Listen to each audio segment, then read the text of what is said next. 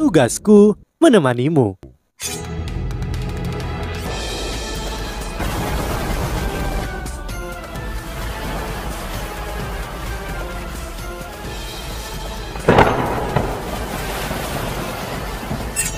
Hai sahabat Pasuk, kembali lagi bersama alur cerita versi novel Solen 2 Sekte Tang yang tak tertandingi. Jangan lupa like, subscribe, dan nyalakan tanda lonceng. Mari kita lanjutkan. Cukup! Putri Lautan tiba-tiba menyela permaisuri salju. Berhenti berbicara, lidahmu yang fasih tidak akan cukup untuk menipuku lagi. Kamu tidak mungkin permaisuri salju. Dengan kekuatan yang dia miliki, bagaimana dia bisa menjadi roh manusia? Aku tidak tahu bagaimana manusia berhasil meniru wujudnya dan bahkan kekuatannya. Tapi kalian semua akan mati hari ini. Putri kecilku akan mati. Dan hari ini kalian semua akan bergabung dengannya dan menemani dia dalam perjalanan terakhirnya. Saat dia berbicara, Putri Lautan mengeluarkan teriakan keras saat dia mendorong tangannya ke depan. Air laut segera melonjak sebelum berubah menjadi gelombang yang tak terhitung jumlahnya yang bergulir menuju permaisuri salju Huo Yuhao dan Tang Wutong. Permaisuri salju menatap dingin gelombang yang datang. Dia tahu bahwa tidak mungkin lagi mencapai tujuan damai. Saat dia menghela nafas, dia dengan cepat kembali ke tubuh Huo Yuhao dan mendapatkan kembali kendali atas tubuhnya. Dari permaisuri es, cahaya biru gelap langsung berkembang dari tubuh Huo Yuhao ke sekelilingnya. Kali ini itu bukan lagi tarian salju es pamungkas, tapi kekuatan jiwa es pamungkas yang murni. Adegan yang tak terduga terbentang di depan mata semua orang. Ombak raksasa itu tiba-tiba membeku. Ketika itu, sekitar beberapa puluh meter dari Huo Yuhao dan Tang Wutong, itu telah berubah menjadi balok es tebal di udara sebelum jatuh kembali ke laut. Itu adalah balok es raksasa. Karena itu mereka mengeluarkan suara memekakkan telinga ketika mendarat di air. Kekuatan tak terduga ini adalah karena dorongan yang diberikan oleh armor perang dewa es di bawah pengaruh kristal es ilahi dan roh es di dalamnya. Saat balok es raksasa mendarat di laut, permaisuri salju mengendalikan tangan Huo Yuhao saat dia membuatnya mengepalkan tinjunya. Seketika, suara keras kedua bisa terdengar. Balok es meledak di bawah kendali Huo Yuhao saat gelombang kejut menyebar jauh di seberang lautan. Segala macam struktur es mengambang segera dihancurkan oleh pecahan es dan gelombang kejut. Kehancuran mereka menjamin kehancuran balok es yang lain sebagai reaksi berantai yang terbentuk di permukaan laut. Ledakan es bergema. Kali ini Huo Yuhao bukan orang yang mengeksekusi ledakan es. Ini karena orang yang mengendalikan Huo Yuhao ketika dia mengepalkan tinjunya adalah permaisuri es. Ledakan es adalah kemampuan yang sangat kuat yang dimiliki oleh kalajengking giok es. Sebelumnya ketika permaisuri es memilih untuk menjadi jiwa bela diri kedua Huo Yuhao di atas menjadi cincin rohnya, dia tidak dapat menyerahkan keterampilan jiwa ini kepada Huo Yuhao. Namun ketika datang untuk mengendalikan keterampilan ledakan es, permaisuri es jelas lebih baik daripada permaisuri salju. Karena itu dia tidak hanya meledakkan balok-balok es yang jatuh dari langit, tapi juga gunung es dalam radius beberapa ribu meter. Kekuatan ledakan gila itu langsung menyebabkan seluruh lautan es menjadi sangat kacau. Di antara 5 roh Huo Yuhao yang paling kuat, permaisuri es memiliki temperamen terburuk. Permaisuri es marah setelah menonton bagaimana putri laut begitu menuntut dan tidak masuk akal. Bahkan setelah permaisuri salju mencoba meyakinkannya secara pribadi, dia tidak tahan melihat bagaimana putri laut mengancam akan membunuh Huo Yuhao dan Tang Wutong. Oleh karena itu permaisuri es memilih untuk meledakkan gunung es di sekitar mereka. Ini membuat seluruh lautan menjadi hiruk pikuk. Meskipun putri laut dan putrinya tidak akan berada dalam masalah, monster air yang tak terhitung jumlahnya di laut akan berada dalam bahaya serius. Putri laut tidak punya pilihan selain fokus sepenuhnya pada mengendalikan air laut untuk melawan ledakan kuat yang dimulai oleh ledakan es. Dia harus menahan ledakan untuk mencegahnya mempengaruhi dunia bawah laut. Permaisuri salju ragu-ragu sebentar sebelum memberi isyarat kepada Tang Wutong. Bersama-sama mereka terbang jauh. Dengan ledakan es yang mengganggu putri lautan, akan butuh waktu sebelum dia bisa mengejarnya. Permaisuri salju merasa bahwa tidak mungkin bahwa putri laut akan mengejar mereka lagi. Namun sepertinya permaisuri salju telah meremehkan kebencian putri lautan terhadap manusia. Tepat ketika mereka terbang sedikit, Gelombang raksasa muncul lagi saat mengejar mereka. Kali ini permaisuri salju tidak berencana untuk melarikan diri. Mata biru tua Huo Yuhao berkedip. Setelah itu, rumput es ada sebintang muncul dari bahunya. Permaisuri es, baik kecil dan Tianmeng juga dilepaskan dari tubuh Huo Yuhao ketika mereka melayang di belakangnya. Saat Tang Wutong diam-diam berdiri di tempatnya, dia bisa merasakan dengan jelas kemarahan yang mendidih di dalam permaisuri salju. Dulu ketika permaisuri salju masih berada di utara ekstrim, dia mungkin memiliki status yang sama dengan putri laut. Faktanya, dia lebih kuat dari putri lautan. Namun sang putri tampaknya tidak peduli dengan hal ini. Dia juga tidak menunjukkan rasa hormat kepada permaisuri salju. Dengan ego dan kebanggaan yang dimiliki oleh permaisuri salju, bagaimana dia bisa membiarkan ini begitu mudah? Karena kau benar-benar ingin bertarung, maka datanglah. Saat sang permaisuri salju menatap putri lautan dan putrinya, dia berkata dengan dingin, "Putri lautan, apakah kau sudah siap bertarung melawanku sampai mati hari ini?" Sang putri laut membalas tatapan yang sama dinginnya. "Permaisuri salju, aku tidak peduli apakah kau nyata atau palsu atau semacam roh. Aku hanya ingin kau tahu bahwa anak perempuan kecilku yang memiliki darah bangsawan dari bangsa duyung mengalir dalam nadinya yang keemasan adalah penggantiku. Sekarang dia akan mati. Seluruh ras duyung bisa punah. Dalam hal itu, apakah kau pikir aku masih memiliki sesuatu yang menahanku? Manusia tercela ini semua harus mati." Saat dia berbicara, dia mengangkat tangannya saat dia mengubah lautan di sekitarnya menjadi panah air. Panah-panah ini langsung menuju pada para roh Huo Yuhao dan Tang Wutong yang mengambang di udara. "Oh, benarkah?" Permaisuri salju menjawab dengan dingin. "Mari kita lihat siapa yang akan mati hari ini." Armor Dewa Perang Es memancarkan cahaya biru tua saat panah air yang naik dengan cepat berubah menjadi kristal es sebelum jatuh kembali ke laut. Permaisuri es yang berada di samping permaisuri salju menekan tangannya ke bawah ketika beberapa panah es berubah arah dan sebaliknya melesat ke bawah. Ada sebintang merilis kemampuan saat ia dengan marah menyerap energi elemen tipe es dari udara. Udara di atas laut es jelas bukan hanya tanah asal sang putri.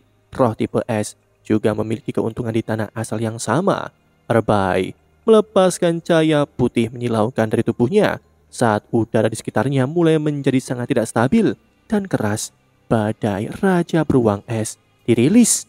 Pada titik waktu ini, angin dan awan melonjak di atas latar belakang ombak besar di permukaan laut es. Pertempuran besar akan terjadi. Tianmeng telah berubah menjadi cahaya keemasan sebelum muncul di depan Tang Wutong. Tang Wutong mengangkat tangannya dan meraih perisai refleksi kehidupan. Dia memegang perisai refleksi kehidupan dengan tangan kirinya dan tombak naga emas dengan tangan kanannya. Dia melepaskan aura emas yang kuasa. Dia melayang di udara. Dia mengisi kekuatannya untuk pukulan yang tak terhindarkan yang akan dia berikan.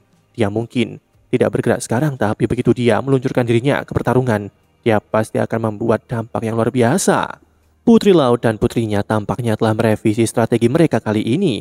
Dia mengirim pilar air raksasa dari laut es ke langit. Pilar-pilar itu ditujukan untuk Huo Yuhao dan Tang Wutong. Meskipun kekuatan jiwa es pamungkas mampu membekukan pilar-pilar ini, aliran air yang terus-menerus di dalamnya akan segera menyiram lempengan es ke Huo Yuhao dan Tang Wutong.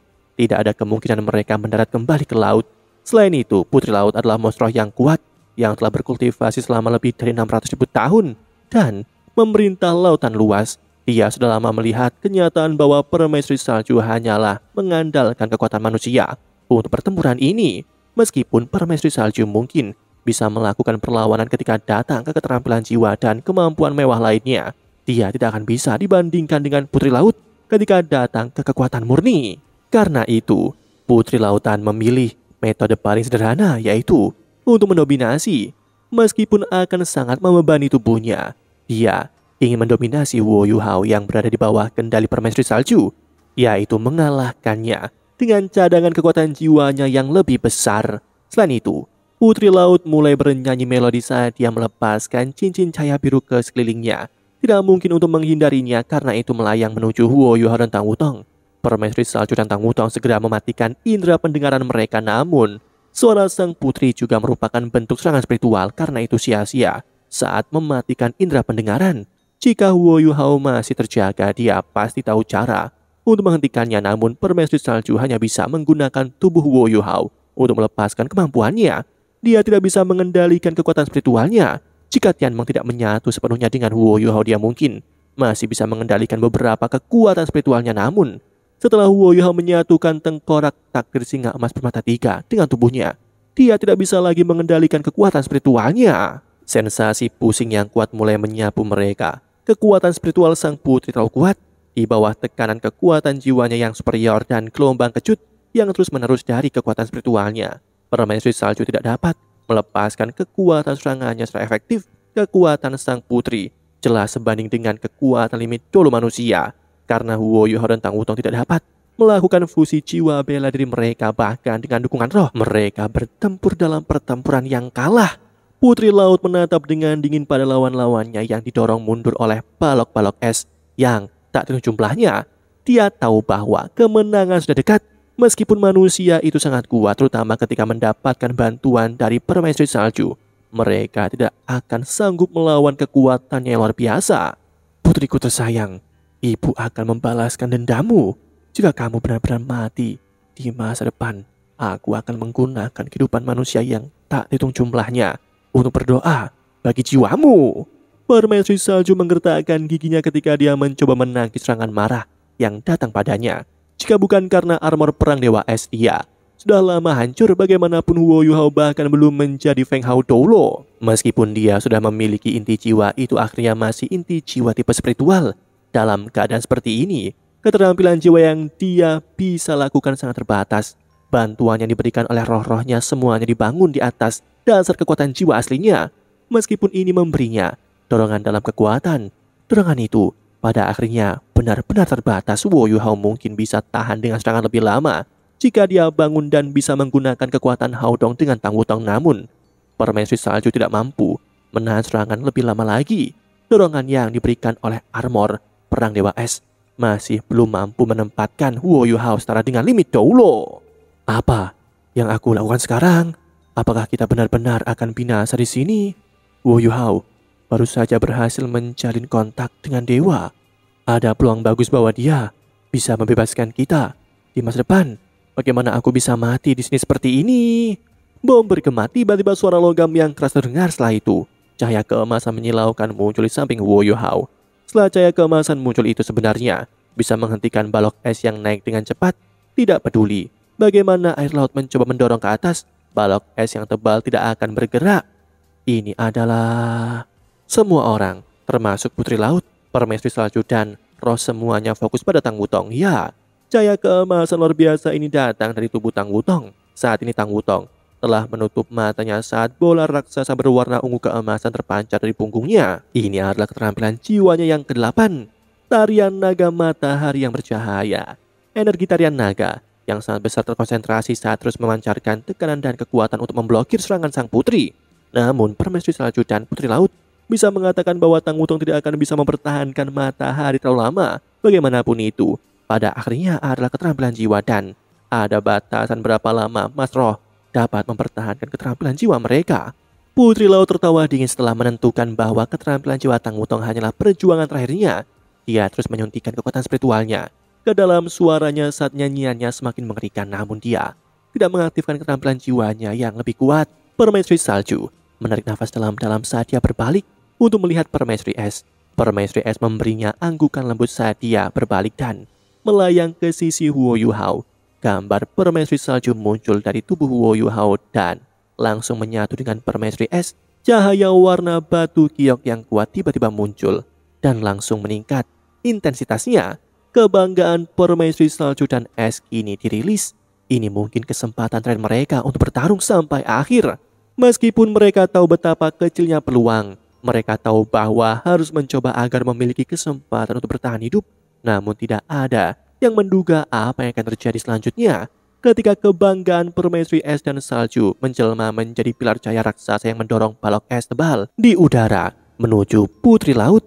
Tang Wutong memilih untuk menjaga tarian naganya dekat dengan tubuhnya sebagai gantinya, membantu kebanggaan Permaisuri Es dan Salju dengan serangan mereka. Sepertinya dia menyerah untuk menyerang ketika kesempatan terbaik baru saja terungkap padanya.